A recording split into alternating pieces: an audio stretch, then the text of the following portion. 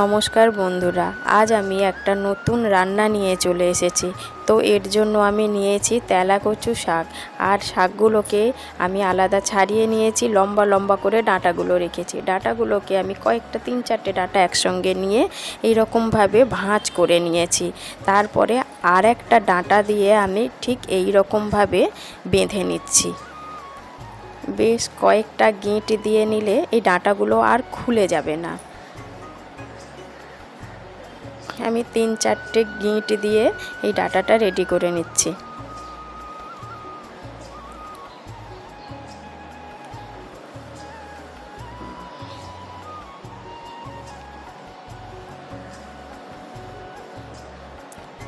এইভাবেই আমি প্রত্যেকটা ডাঁটা রেডি করে নেব। দেখুন, প্রত্যেকটা ডাঁটা আমার বাঁধা হয়ে গেছে। আর এখানে নিয়েছি আমি কেটে রাখা বেগুন, ডুমো ডুমো করে কেটে নিয়েছি। পেঁপেও আমি ডুমো করে কেটে নিয়েছি কুমড়ো ডুমো করে কাটা, আলুও ডুমো ডুমো করে কেটে নিয়েছি পরিমাণ মতন কাঁচা লঙ্কা আর ধনেপাতা। তেলাকচু পাতাগুলোকে আমি ভালোভাবে ধুয়ে নিয়ে কুচি কুচি করে কেটে নেব। কড়াইতে দিয়ে দিয়েছি জল, আর এর মধ্যে আমি বেঁধে রাখা ডাঁটাগুলোকে অ্যাড করে দিয়ে দেব পরিমাণ মতন লবণ। দিয়ে আমি খুব ভালোভাবে ডাঁটাগুলোকে সেদ্ধ করে নেব। ডাঁটাগুলো আমার বেশ ভালোভাবে সেদ্ধ হয়ে গেছে। এবার আমি ডাঁটাগুলোকে নামিয়ে নেব। কড়াই গরম হয়ে গেছে, কড়াইতে দিয়ে দিয়েছি তেল গরম হয়ে গেছে। তেলে আমি ফোড়ন দিয়ে দিলাম তেজপাতা, শুকনো লঙ্কা আর 5 ফোড়ন। ফোড়নটা ভাজা হয়ে গেলে এর মধ্যে আমি দেব কেটে রাখা আলু আর পেঁপে আর আলুটা আমি একটু আগে ভেজে নেব। দিয়ে দেবো পরিমাণ মতন লবণ। এটাকে কিছুক্ষণ ভাজবো আমি। আলু আর পেঁপেটা আমার হালকা লাল করে ভাজা হয়ে গেছে। এবার এর মধ্যে আমি কেটে রাখা কুমড়ো আর বেগুন অ্যাড করে দিলাম। দিয়ে এবার এটাকে কিছুক্ষণ একসঙ্গে ভেজে নেব।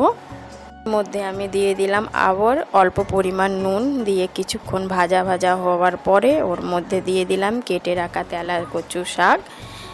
তেলাকচু শাকটাকে একটু নাড়াচাড়া করে আমি একটু নরম হওয়ার জন্য ছেড়ে দেব। তেলাকচু শাকগুলো আমার বেশ খানিকটা নরম হয়ে গেছে। এর মধ্যে আমি দিয়ে দিলাম কেটে রাখা কাঁচা লঙ্কা, দিয়ে একটু নাড়াচাড়া করে নেব। এবার ঢাকা দিয়ে আমি কিছুক্ষণ রান্না করব। শাকটা থেকে এখনও জল বেরিয়েছে, অনেকখানি জল রয়েছে। এর মধ্যে আমি এবার অ্যাড করে দেব পরিমাণ মতন হলুদটাকে খুব ভালোভাবে আমি মিশিয়ে নিয়েছি। বেশ ভালোভাবে ভাজা হয়ে গেছে, দেখতেই পাচ্ছেন। এবার এর মধ্যে আমি আগে থেকে সেদ্ধ করে রাখা ডাঁটাটা অ্যাড করে দিলাম, আর দিয়ে দিলাম পরিমাণ মতন চিনি। খুব ভালোভাবে এবার আমি আর একবার মিশিয়ে নেব। এর মধ্যে এবার আমি দিয়ে দিলাম জল। ডাঁটাটা খুব ভালোভাবে সেদ্ধ ছিল বলে আমি কম জল দিয়েছি। আপনারা আপনাদের পরিমাণ মতন বুঝে জল দিয়ে দেবেন।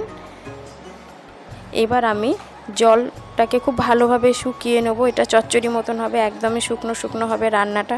খেতে সত্যিই খুব ভালো লাগে। আপনারা অবশ্যই বাড়িতে একবার এই রান্নাটাকে ট্রাই করবেন। জল আমার অনেকখানি শুকিয়ে গেছে। তো এর মধ্যে আগে থেকে ভেজে রাখা বড়ি অ্যাড করে দিলাম, আর এর মধ্যে অ্যাড করে দিলাম আমি ধনেপাতা। ব্যাস, এটাকে মিশিয়ে নিলেই আমার রেডি হয়ে যাবে তেলাকচু শাকের দুর্দান্ত টেস্টি একটি রেসিপি। তো চলুন আমি আপনাদেরকে এটা সার্ভ করে দেখাচ্ছি। আর এখনও পর্যন্ত যারা আমার এই চ্যানেলটিকে সাবস্ক্রাইব করেননি, তো অবশ্যই সাবস্ক্রাইব করে আমার পাশে